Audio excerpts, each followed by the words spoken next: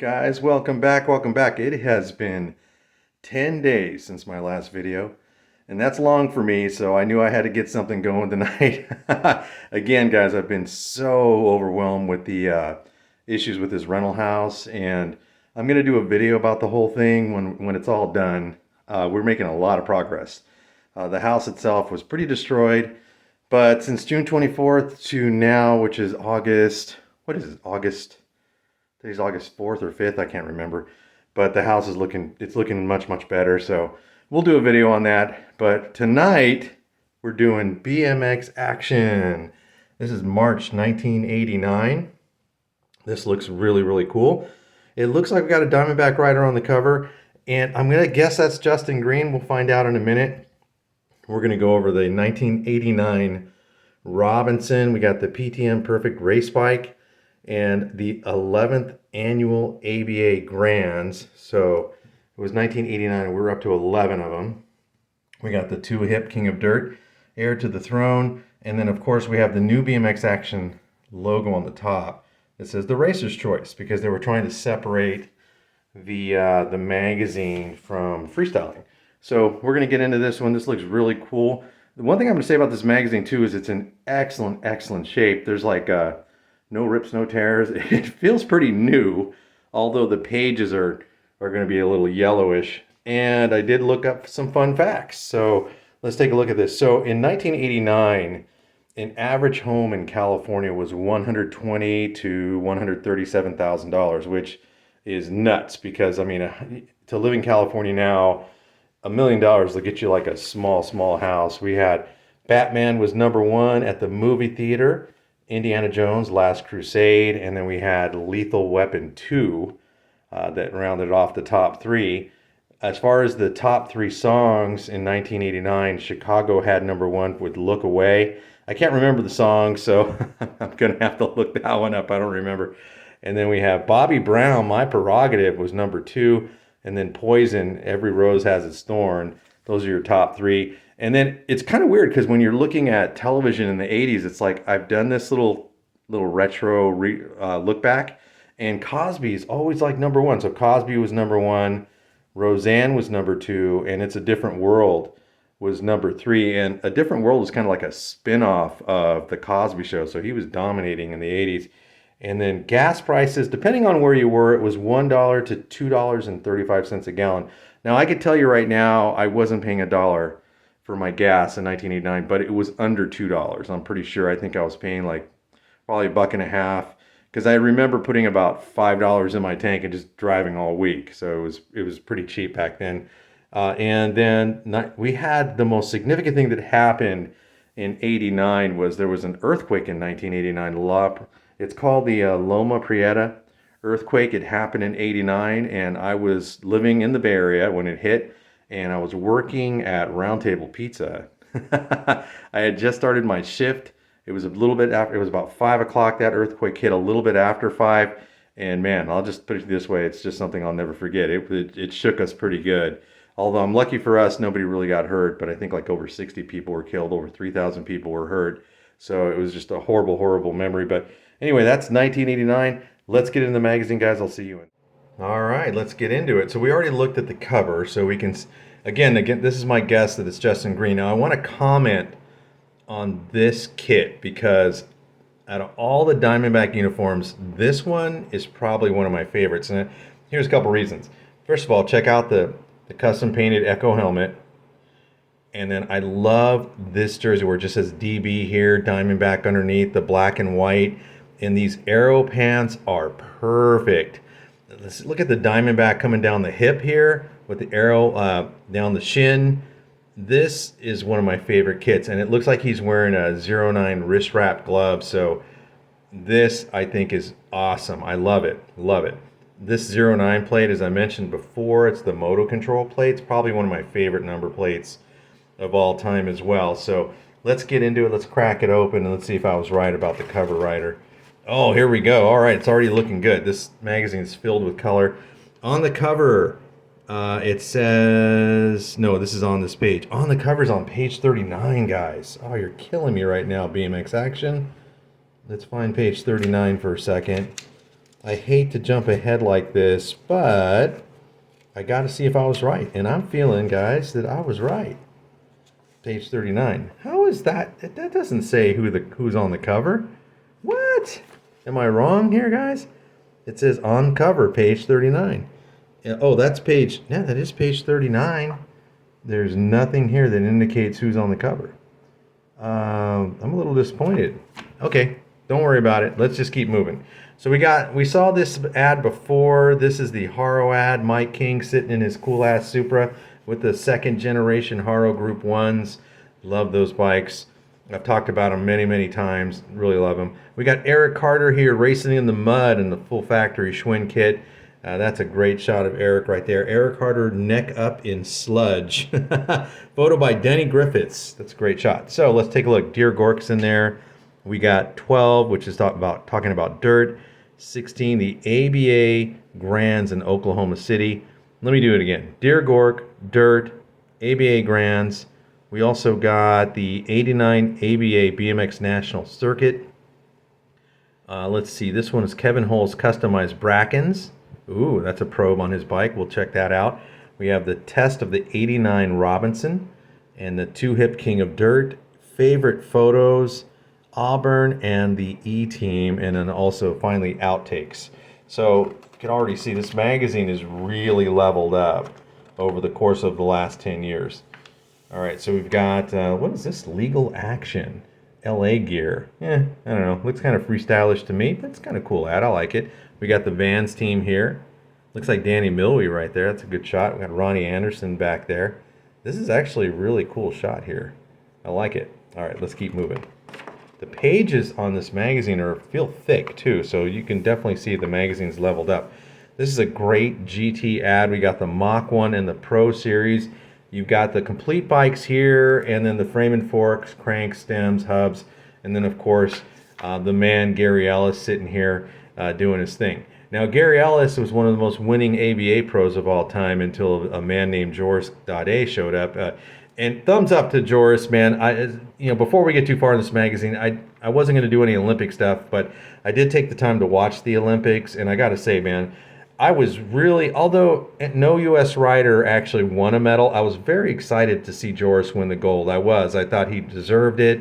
He's 33 years old. The man just is still dominating at his age. And I was really, really happy to see him win that. It was a trip to see all three French riders sweep the podium, but that part kind of threw me. I didn't expect that, but it was awesome to see Joris do his thing. And I will say I felt so bad for two things made me sad about the Olympics. One, it was Elise Post had that silver medal, man. It was in her grasp. She was looking so good. I should say Elise Willoughby, excuse me. She was looking so good in the qualifying rounds. I was like, oh man, she's looking so strong going into the main event. I was like, she's going to medal. She's going to medal. And she was sitting in second place, looking really good. She got bumped, and she got bumped by the third place rider, and then she simply just lost all her momentum. And I felt horrible about that. I was like, oh no, because that's pretty much it for her. She's also in her 30s, so I don't know. I shouldn't say that's it for her. She can come back in her mid 30s. Who knows? And then finally, Mariana Pajón. I saw that she did make it to the finals. She had to make it in the last chance qualifier, but she made it. And I seen her getting really emotional at the end of the race because at that point she knew this is it for me. My reign is pretty much over. But there's a few things undefeated in life, and time is one of them. So let's move on. So anyway, I thought that race was fun to watch. All right, let's keep going. We got Dear Gork here, guys. Let's take a look. Let's read one of them. We got any NCB. I guess that means NorCal Boy. Oh, no, I'm sorry. NCB, and proud of it. So in other words, I'm an NorCal Boy. It says, Dear Gork, you know what? Terry Tennant, Charles Townsend, Cecil Johns all come from the same home track. They're all from the Bay Area. They're all battling it out for the ABA #1 title. If you were to race at Orion Park, Santa Clara Pal, or year-round BMX tracks, you'll almost be certain to see at least one of those three, if not all of them. Terry Tennant lives about a half a mile from me. Isn't that cool? And that came from somebody named Fumi Cummins from Palo Alto, California. Gork says, what I say earlier about BMX grommets, looking up to the stars of our sport, Gork. Pretty nice, pretty simple response. It's funny because he mentions Orion Park, Santa Clara Pal, and year-round BMX. Now, Orion Park, I've raced at one time. I didn't do very well there at all, but I did race there one time. I raced at Santa Clara Pal a couple times. I did okay there.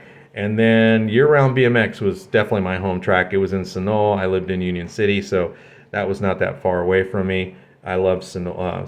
It was year-round BMX then. Eventually became Sonoma BMX. So that whole track, it was Fremont BMX, Sonoma BMX, year-round BMX. No. Let's try that again. It was Fremont BMX. They switched it to year-round BMX, and then it became Sonoma BMX. And somewhere in the middle of it was an EBRA track. But anyway, that's a long story. Let's keep moving. Great shot here. Mr. Bill Rips on the red line. Love this shot. You gotta admit, man, Billy Griggs is one photogenic dude, and he got a lot of ads. A lot of his ads are great, and not to mention a lot of race shots. And I think a lot of it has to do with a couple things. One, of course, he's ultra fast. Two, ultra stylish. Three, he puts himself together very, very well. So he makes up for great shots. Those are all great combinations that are going to lead to one great photo. Oh, look at this. Another full page ad. So now we've seen, we've already seen GT run a full two-page ad, and now we got Diamondback, and they're still battling these big companies. We got Charles Townsend behind bars, and they've locked up the Diamondback Assault. That's a cool bike. And then you can see in the background, you got a picture of Harry Larry getting sideways right there, and then here's the team photo right here. And I think it was a good addition to put Charles on that team. You got let's see who's on that factory team. I see Justin Green, Eddie King, Matt Hayden, Charles Townsend, and there's two riders I can't identify in there, but that is very, very, very cool. Very cool. All right, let's move on. All right, we got dirt. So we got Bercy race in France. I got a lot of video of Bercy, guys. It's in one of my race videos. Lots of footage on that. As a matter of fact, I was going to do a race video tonight, but I opted to do a magazine because it's just very, very hot tonight, and I didn't want to sit in front of the TV for 3 hours, so I figured let's just do a magazine. I told on myself I'm being a little bit lazy. We got a good shot here of Mike King on the gate. It says here, premiering in Oklahoma was a new manufacturer from Illinois called Bad Racing. Fronting the team is Iowa's pride and joy, Hans Nissan. With heavy financial backers, Bad will be introducing a new frame and fork, and we'll have details on that later. We just want to know, does that mean Hans will get a new helmet? All right, so hold on. Let me pull the magazine up closer to the camera. Check out Hans's helmet. What is going on with that, man? In the day of all these cool, tricked out, painted helmets that started to become a thing, and he's running this weird, I don't know, I can't even describe what that is. We got a good shot here of Harley Davidson now on free agent. And we have Chicken George announces he's retiring. Whoa! Now, he was pretty young back then, so he wrapped it up in 1989.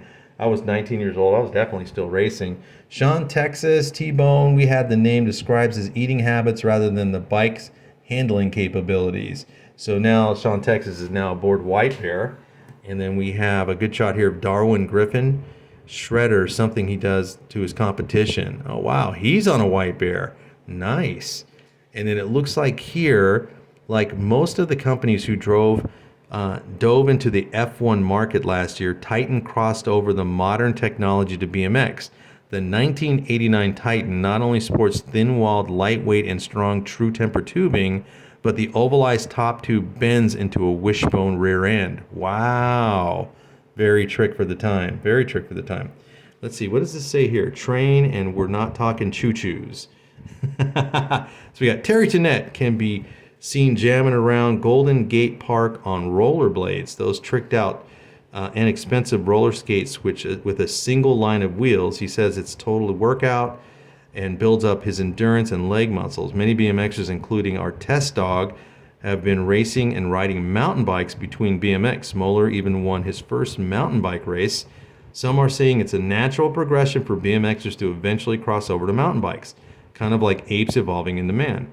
On a similar note, Malcolm Smith, the infamous clothing and parts maker for motorcycles, has just come out with their own mountain bike, the Cross Trainer, which is aimed at getting dirt bikers into mountain bike training between motorcycle races. Sounds familiar, doesn't it? Okay, that's pretty cool. So mountain biking was taking off, and a lot of the some of the top pros of the sport, you figure, Eric Carter, Mike King, Brian Lopes, a lot of guys, they crossed over into that mountain bike realm. And I know for a fact it was all about the money, for those guys, and I can't blame them. I would probably have done it too. We got an Airwalk ad. Check it out. The tennis ball by the hub there. That's pretty cool. Thanks to all of those making the 1988 ABA Grands the largest and by far the best race ever. That's pretty cool. I wonder how many motos were in that race. We'll probably find out in a minute. That race is just massive now. Speaking of which, here we go. The 11th annual ABA Grand Nationals. You got Mike King shredding up in front on that chrome Haro RS1, all chromed out. Every piece on this bike appears to be chrome. That thing looks freaking amazing. Mike's another guy, much like Billy Griggs, where he put a lot of effort in, not only to his racing, his talent, but he put a lot of effort in his appearance. And I'm telling you guys, it made a huge difference because they make the greatest pictures. So if you're getting paid contingencies, based on your photos appearing in BMX action, man, you better put yourself together. And, Mike was definitely was able to do that. All right, let's move on. Oh, look at this great shot of Shelby James. This is an awesome shot right here. Shelby James finished up his first year of ABA racing nicely with a first and 15 cruiser and a national number 2 cruiser title.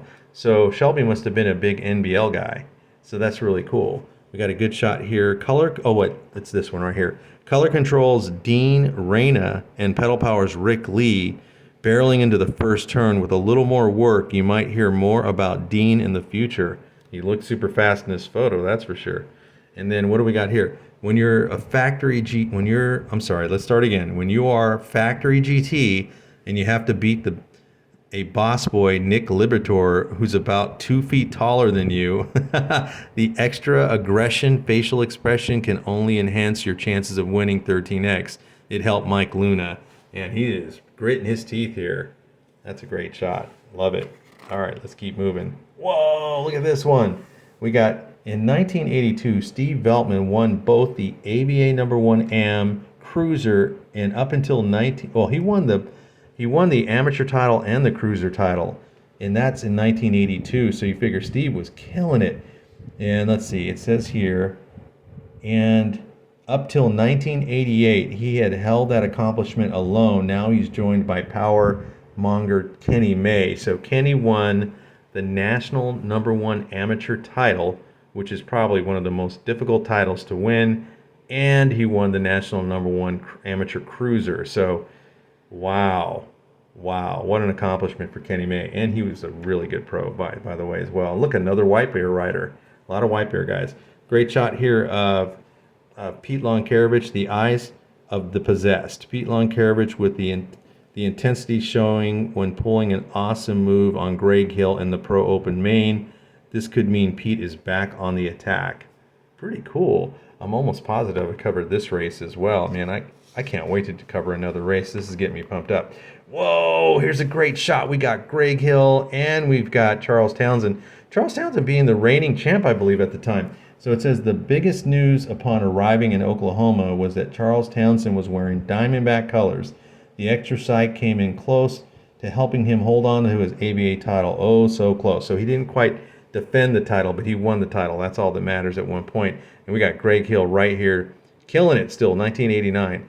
I always am impressed with Greg still mixing it up with the big guys even later into his career, So that's pretty cool. Who's this RevCore rider here? A move up in age class means that Harley Davidson didn't win like he had all year. Oh, I'll comment on that. It's not a big deal now to age up. I mean, you figure I'm in my 50s now, so it's really not even a factor. But when I was like a kid, when you go from like 12x to 13x, that's a big jump. And if you go from 16 expert to 17 and over expert, you're going to notice the difference. There's a huge difference as you age up, because once you get to past 18, 19 years old, everybody's kind of at the peak of their physical prowess or whatever. But as you start to age up, some kids progress faster than others in terms of aging up and muscle building and so forth. So definitely, it made a big difference as you were moving up in classes. At least it did for me anyway. Every time I aged up, I'm like, oh no, I got to race 13-year-olds, I got to race 14-year-olds, I got to race 15-year-olds. It was like that the entire time. Here's the layout of the Grands track, and the 1988 Grands could almost be considered the race in which the top NBLers invaded and tore it up the ABA turf. Ron Walker, Billy Owl were incredible, as was Brian Foster, winner of the 16X. Oh, here's Brian Foster right here. He won 16X. He's looking really fast right there. So the NBLers came in and kind of did some damage here. Gary Ellis right there. It says here, Gary Ellis, why he doesn't have a #1 sanctioned title amazes us. We suppose getting the Triple Crown wins at both the ABA Grands and the Worlds 2 years in a row is satisfying enough. So he hadn't quite cracked that code to get in the national #1 title yet, but as we know, I believe he wins 5 of them. So yeah, he figures it out later. All right, let's keep on going. Okay, so let's take a look at some results. We'll just look at the pros really quick. So for the Pro Open, Pete Lonkarevich won that. Greg Hill took second. Awesome. Todd Slavic, Charles Townsend, David Bathers, Eddie King, Todd Blazer, and Mike King. That wrapped up your Pro Open. For Pro Cruiser, we had Todd Slavic, Travis Chiprez, Todd Corbett, Eric Roop, Eric Philippart, David Bathers again, Hans Nissan, and Ronnie Anderson. That's pretty cool. So who won the big class? Let's see. We got, why doesn't it say, guys?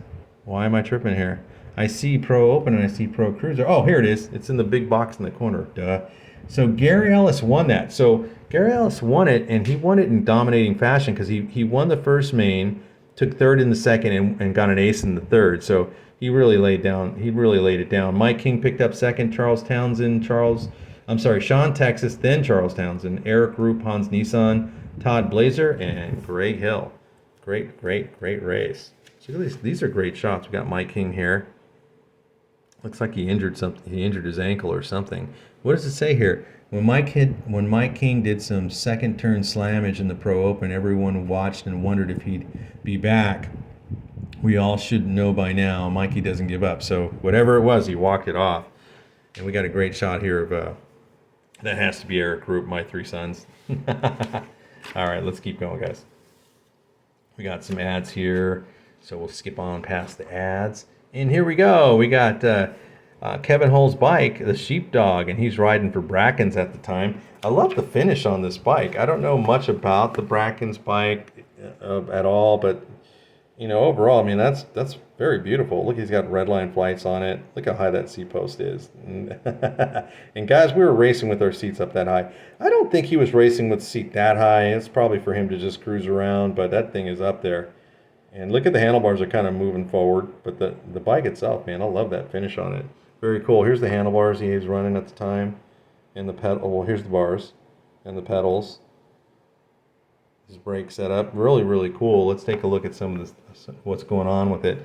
So the frame is a Brackens Pro, forks are Brackens Pro, and then we have an MXR long prototype stem, and he's running a GT Epoch headset, array of 7X wheels, and then hubs are MXR, spokes double butted, tires Tioga Comp 2s. Oh wow, how did he get Comp 2s in 1989? I thought Comp 2s were really cool. By the way, he's running Diacomp brakes, and he's using Skyway brake pads. Let's see, lever and cranks, Diacomp Tech 6 Redline Flight cranks. Man, this bike is decked out. Suntour 16 tooth free wheel, and that's pretty standard. He's got a RevCore seat post though, DK seat clamp, and Jive Racing, the number plates from Jive, running flight pads. Pretty cool. It's pretty dialed in. All right, let's move on. Okay, we got this mongoose. You know, I've seen this ad before. They paid for this, and I don't know. This is a cool shot of Travis Chiprez, but this part I don't really agree with. I mean, that's a kind of a waste of money in my opinion, but cool ad. Cool ad. Nonetheless, still cool ad. What do we got here? All right. There is a really cool dirt jump across the road from Buckingham Palace. These guys are testing out the Robinson. This is a really great shot. Little berm warfare here. You gotta love it. And let's see. As a last Englishman strolls behind the berm, he stops suddenly to take a peek at Mad Dog Iron Elbow. That is really cool shot. Man, Robinson, that's a great bike stock right out of the box. Look at this, man. Come on. On weekdays, Will Smith sells cooking appliances in Belfast, Ireland. But on the weekends or vacations to America, Wee Willie transfers into a completely wacky mutter, or at least according to Mark Noble. It's a great shot. A little turn down action right there. That's a great shot. All right, let's keep going. Man, they really put this bike through its paces. So the complete bike for this Robinson Pro model is $599. The frame and fork kit by itself is $199.95. So it kind of makes sense to buy the full kit because you figure it's 600 bucks versus 200. Yeah, I mean, by the time you put the bike together, you're going to spend at least that much. And it's the one thing. That's the one thing that's kind of it's always been kind of a debate, at least for me, when having a BMX race bike. It's you can just buy it and it's just all done and just enjoy it, or you can slowly piece that thing together and have a fully custom bike. It's going to cost more to put it together yourself, but it's all yours. Nobody has one like it, and that's one thing I like about building my own bikes. But I've done both, so I can give you my experience has been on both sides of it. All right, let's keep going. Oh, this is a great shot. Fuzzy. What? Stick around. We are BMX action. Look at this. The envelope is still here, guys. It's all in one piece. This magazine is in excellent condition. Wow. I wonder what would happen if I mailed this in right now. No postage necessary. It goes to a P.O. box in Mount Morris, Illinois. It would probably get returned to sender, but it would be kind of funny just to send that in. All right. Oh, what? What is this? Bartlett's Backyard, King of the Dirt. This is a great shot. Let me move the camera so we can get a better perspective of it. Check that out, guys. Rich Bartlett putting it down. I love that number plate. Oh my God. That thing is awesome. I know the thing is the number plates are getting smaller and smaller. Look at this dude with the Charlie Brown shirt. There's Fuzzy right there. That's a great shot. I'm going to turn the magazine back, put this tripod back down, guys. King of the Dirt. So I know this is a race magazine, but King of the Dirt's more related to BMX racing than freestyle in a way, because you got these guys running this all their race kits here. Look at this S&M rider right here. High speed cross up with flair of motorcycle supercross. Brian Hernandez right there. We got Fuzzy right here. That's a great shot. These are all great shots, man. Guys are killing it. Never been much of a jumper, but I got a lot of respect for guys that can do this kind of stuff, man. I really do. Is that Mike Miranda? Holy moly, look at Mike. I think it is Mike Miranda, man. That's a great shot. Look at this dude on Tough Wheels, man. I love it. All these shots are great. Wow. You look at this stuff and you think this is kind of the beginning of where things are going, because when you watch dirt jumping now, it's just absolutely insane, man. I didn't see any of the freestyle in the Olympics. I'm going to have to go back and check it out because I know I have Peacock, so I can stream all the Olympic events. So I'm going to go back and rewatch the freestyle and see what that was all about, because I was more concerned about the racing. Obviously, I couldn't wait to see it. Oh, look at this. What is your all-time favorite picture of yourself and why? Wow, these are all the pros talking about their favorite pictures.